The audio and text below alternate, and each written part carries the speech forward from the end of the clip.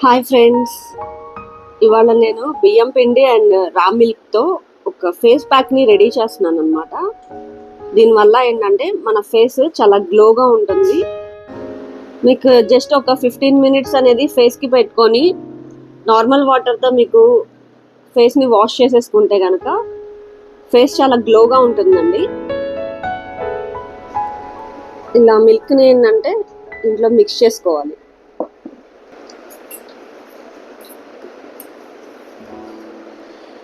ఇలా మిక్స్ చేసేసుకోవాలి, పేస్ట్ లాగా ఉండాలి. మిక్స్ చేసిన తర్వాత మన ఫేస్కి పెట్టుకోవాలన్నమాట. పెట్టుకుంటే ఒక 15 మినిట్స్ పాటు ఇది ఉంచాలండి.